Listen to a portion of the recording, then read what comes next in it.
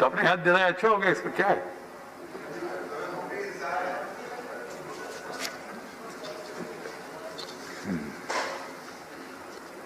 आदरणीय सभापति, लद्दाख की सीमाओं पर विगत कुछ महीनों में घटित घटनाओं का ब्यौरा सदन के सम्मानित सदस्यों के सामने रखने के लिए आज मैं यहाँ उपस्थित हूँ।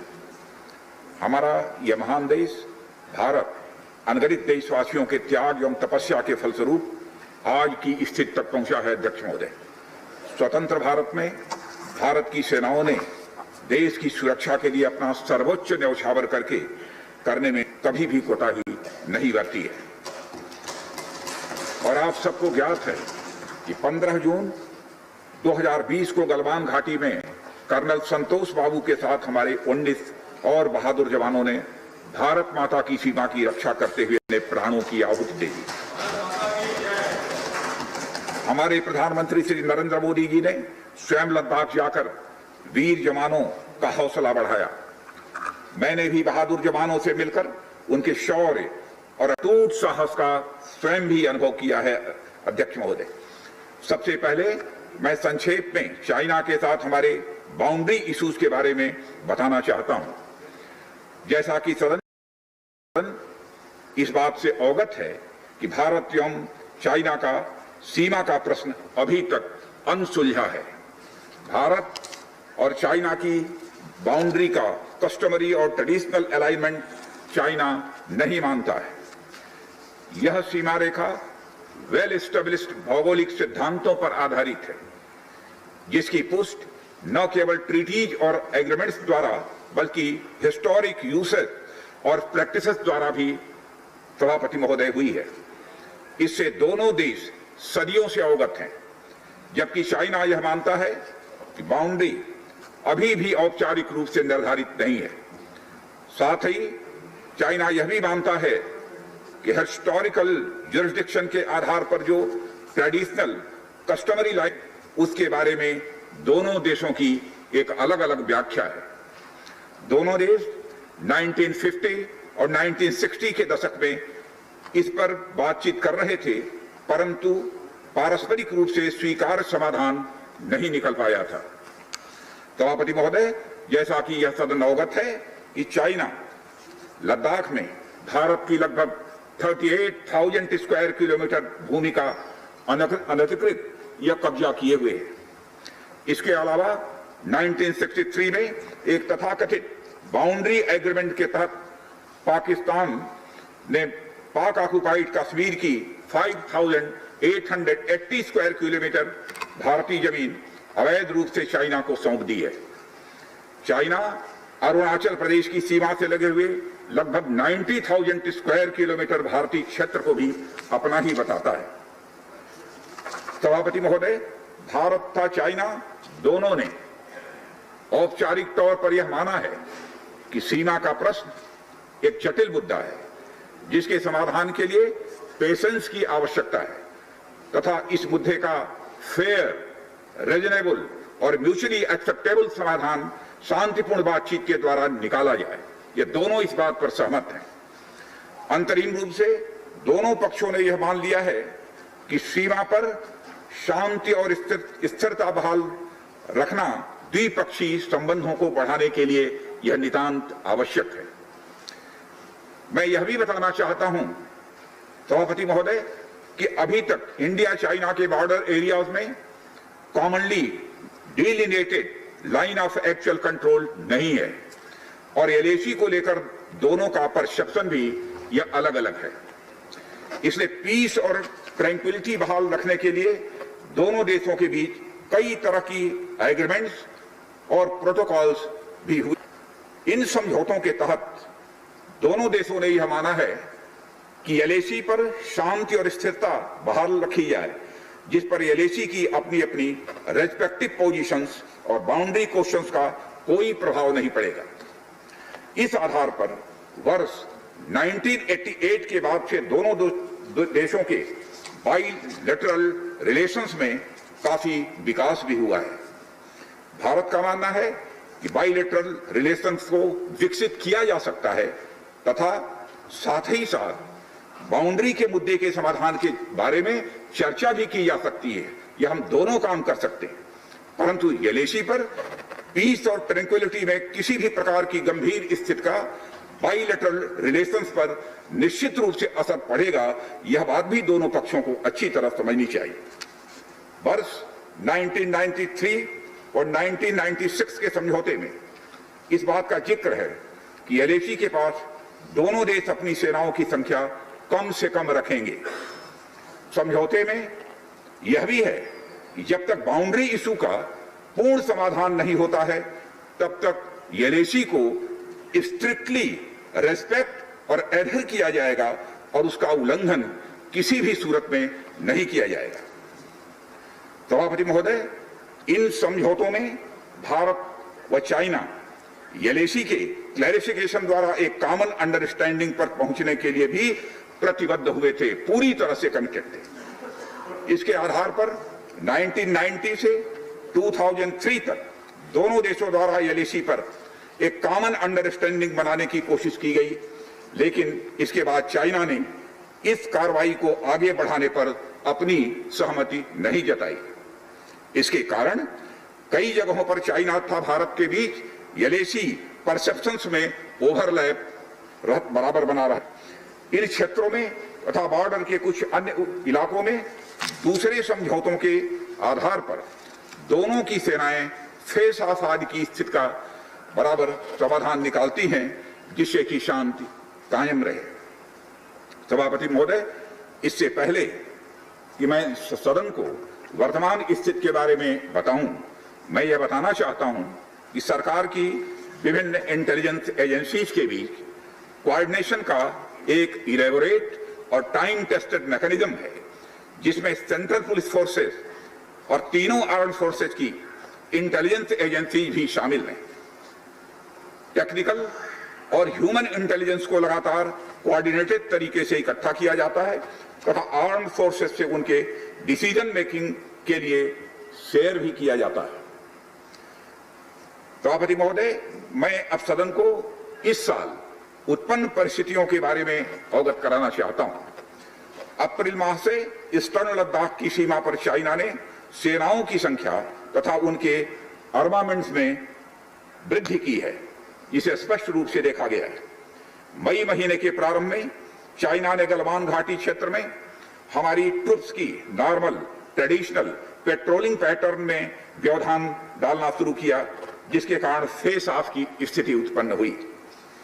ग्राउंड कमांडर्स द्वारा इस समस्या को सुलझाने के लिए विभिन्न समझौतों तथा प्रोटोकॉल के तहत वार्ता की जा रही थी कि इसी बीच मई महीने के मध्य में सभापति महोदय, चाइना द्वारा वेस्टर्न सेक्टर में कई स्थानों पर एलएसी पर ट्रांसग्रेशन करने की कोशिश की गई। इसमें कोंकला, गोगरा और पेंगोंग लेक का नॉर्थ बैंक शामिल है। इन कोशिशों को हमारी सेनाओं ने समय पर देख लिया तथा उसके लिए आवश्यक जवाबी कार्रवाई भी हमारी सेना ने की।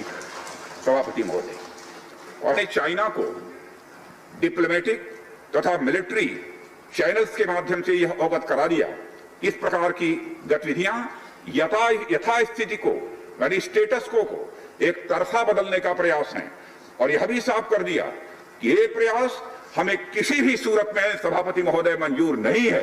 यह दो टूक शब्दों में यह चाइना को बता दिया गया है। एलएसी के ऊपर फ्रिक्शन बढ़ता हुआ देखकर दोनों तरफ के सैन्य कमांडरों ने 6 जून 2020 को मीटिंग की तथा इस बात पर सहमति बनी कि रेसिप्रोकल एक्शंस के आधार पर डिसएंगेजमेंट किया जाना चाहिए। दोनों पक्ष इस बात पर भी सहमत हुए कि एलएसी को माना जाएगा तथा कोई ऐसी कार्रवाई नहीं की जाएगी जिससे यथास्थिति यानी स्टेटस को बदले।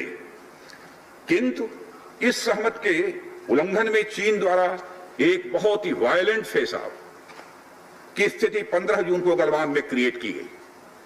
हमारे बहादुर सिपाहियों ने, बहादुर जवानों ने अपनी जान का बलिदान दिया, पर साथ ही चीनी पक्ष को भी भारी क्षति पहुंचाई है सभापति महोदय, और अपनी सीमा की सुरक्षा में कामयाब भी रहे।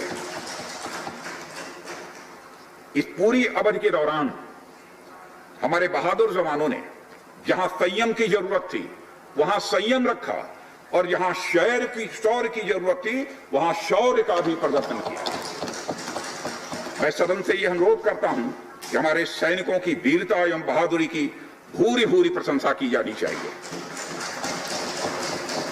हमारे बहादुर जवान अत्यंत मुश्किल परिस्थितियों में अपने अथक प्रयास से समस्त देशवासियों को सुरक्षित रखने के अपने दायित्व का निर्वहन कर रहे हैं। सभापति महोदय, एक ओर किसी को भी हमारी सीमा की सुरक्षा के प्रति हमारे दृढ़ निश्चय या डिटर्मिनेशन होना चाहिए, वहीं भारत यह भी मानता है कि पड़ोसियों के साथ शांतिपूर्ण संबंधों के लिए आपसी सम्मान और संवेदनशीलता भी यह रखना आवश्यक है। चूंकि इस मौजूदा स्थिति का बातचीत के जरिए समाधान चाहते हैं, हमने चाइनीज साइड के साथ डिप्लोमेटिक और मिलिट्री इंगेजमेंट बनाए रखा है। इन डिस्कशंस में 3 की प्रिंसिपल्स हमारी अप्रोच को सभापति महोदय तय करते हैं। पहला, दोनों पक्ष को एलएसी का सम्मान और कड़ाई से पालन करना चाहिए। फर्स्ट। सेकंड, किसी भी पक्ष को अपनी तरफ से यथास्थिति का यानी स्टेटस को का उल्लंघन करने का प्रयास नहीं करना चाहिए। थर्ड, दोनों पक्षों के बीच सभी समझौतों और अंडरस्टैंडिंग्स का पूर्णतया पालन करना चाहिए। चाइनीज साइड की यह पोजीशन है कि स्थिति को एक जिम्मेदार ढंग से हैंडल किया जाना चाहिए और द्विपक्षीय समझौतों एवं प्रोटोकॉल के अनुसार शांति एवं स्थिरता सुनिश्चित किया जाना चाहिए। लेकिन सभापति महोदय, इसके बावजूद चीन की गतिविधियों से यह पूरी तरह से स्पष्ट है, उसकी कथनी और उसकी करनी में अंतर है।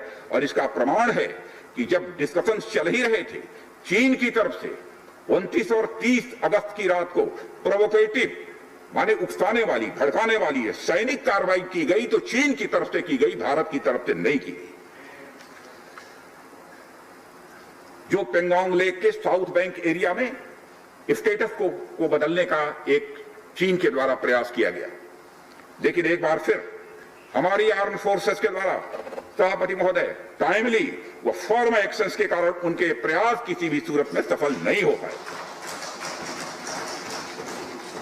सभापति महोदय, जैसा कि उपर्युक्त घटनाक्रम से स्पष्ट है, चीन की कार्रवाई से हमारे विभिन्न द्विपक्षीय समझौतों के प्रति उसका डिसरिगार्ड दिखता है। चीन द्वारा ट्रुप्स की भारी मात्रा में तैनाती किया जाना 1993 और 1996 के समझौतों का उल्लंघन है।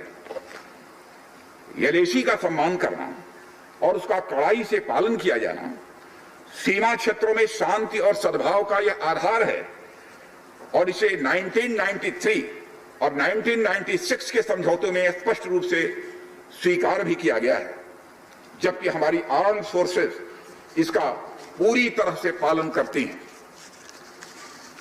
सभापति महोदय, चाइनीज साइड की ओर से ऐसा नहीं हुआ है। उनकी कार्रवाई के कारण एलएसी के आसपास समय समय पर फेस ऑफ और फ्रिक्शंस पैदा हुए हैं।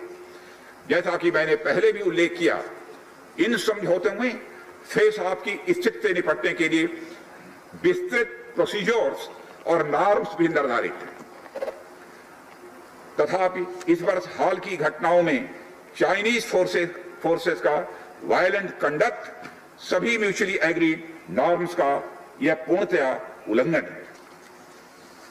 सभापति महोदय, अभी की स्थिति के अनुसार चाइनीज साइड ने एलएसी और अपने अंदरूनी क्षेत्रों में बड़ी संख्या में सैनिक टुकड़ियां और गोला बारूद मोबिलाइज किया हुआ है। पूर्वी लद्दाख और गोगरा, कोंकला और पेंगोंग लेक का नॉर्थ और साउथ बैंक्स पर कई फ्रिक्शन एरियाज हैं। चीन की कार्रवाई के जवाब में हमारी आर्म फोर्सेस ने भी इन क्षेत्रों में उपयुक्त काउंटर डिप्लॉयमेंट्स किए हैं ताकि भारत की सीमा पूरी तरह से सुरक्षित रहे।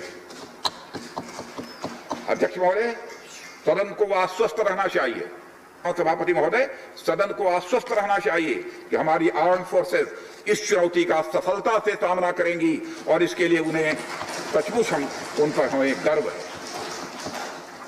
अभी जो स्थिति बनी हुई है उसमें संवेदनशील ऑपरेशनल मुद्दे शामिल हैं, सेंसिटिव ऑपरेशनल इश्यूज यह शामिल है।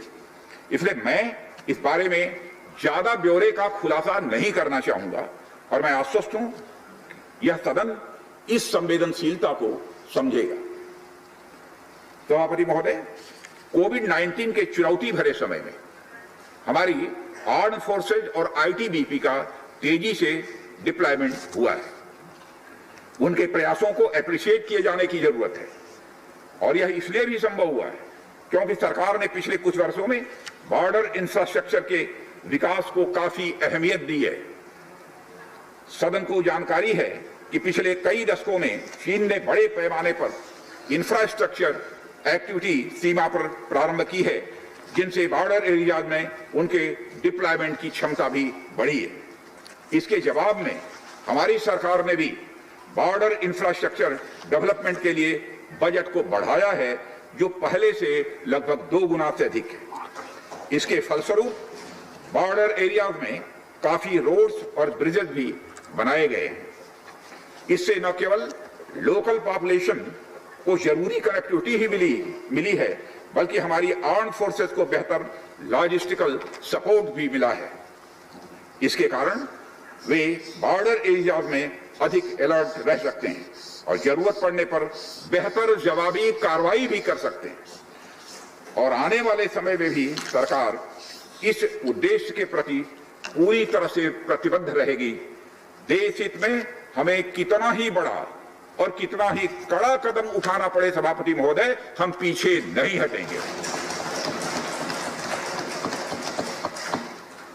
माननीय सभापति महोदय, मैं इस बात पर बल देना चाहूंगा कि भारत हमारे बॉर्डर एरियाज में मौजूदा मुद्दों का हल शांतिपूर्ण बातचीत और विचार विमर्श के जरिए किए जाने के प्रति पूरी तरह से प्रतिबद्ध है।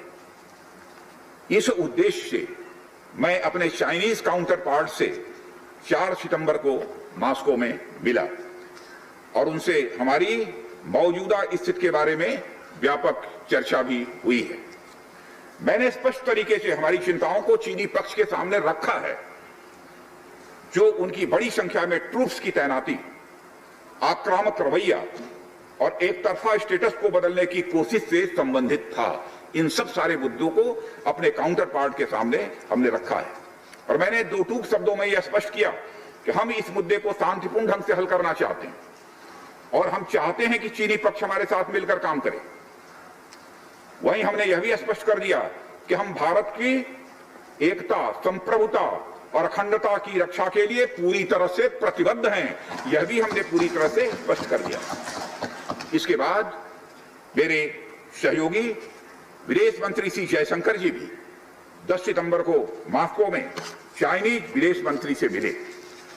दोनों एक एग्रीमेंट पर पहुंचे, सभापति महोदय, कि यदि चाइनीज साइड द्वारा सिंसियरली और फेथफुली एग्रीमेंट को इंप्लीमेंट किया जाता है तो कंप्लीट डिसएंगेजमेंट प्राप्त किया जा सकता है और बॉर्डर एरिया में शांति भी स्थापित की जा सकती है। सभापति महोदय, जैसा कि सदस्यों को जानकारी है, बीते समय में भी चीन के साथ हमारे बॉर्डर एरिया में लंबे स्टैंड ऑफ की स्थिति कई बार बनी है, जिसका शांतिपूर्ण तरीके से समाधान भी किया गया था। हालांकि इस वर्ष की स्थिति स्केल ऑफ इन्वॉल्वमेंट हो या फ्रिक्शन पॉइंट्स की संख्या हो, हम पहले से बहुत अलग हैं। फिर भी हम मौजूदा स्थिति के शांतिपूर्ण समाधान के प्रति पूरी तरह से कमिटेड हैं। अध्यक्ष महोदय, युद्ध की शुरुआत तो हमारे हाथ में होती है, लेकिन उसका अंत नहीं होता है और मुझे कई बार ताज्जुब होता है कि शांति का यह संदेश जिस धरती से पूरे विश्व को गया है, उस धरती की शांति में विघ्न के द्वारा विघ्न डालने का प्रयास किए जाते हैं। और अध्यक्ष महोदय, सदन के माध्यम से मैं हमारे 130 करोड़ देशवासियों को आश्वस्त करना चाहता हूं कि हम देश का मस्तक झुकने नहीं देंगे, न ही हम किसी का मस्तक झुकाना चाहते हैं। इस राष्ट्र के प्रति, इसकी सुरक्षा के प्रति हम पूरी तरह से दृढ़ संकल्प हैं। अध्यक्ष महोदय, इस सदन की एक गौरवशाली परंपरा रही है कि जब भी देश के समक्ष कोई बड़ी चुनौती आई है तो इस सदन ने भारतीय सेनाओं की दृढ़ता और संकल्प के प्रति अपनी पूरी एकता और पूरा भरोसा दिखाया है। साथ ही सीमा क्षेत्र में तैनात अपने बहादुर सेना के जवानों के शौर्य, पराक्रम और सीमा की सुरक्षा के प्रति उनकी प्रतिबद्धता पर इस सदन ने पूरा विश्वास भी व्यक्त किया है।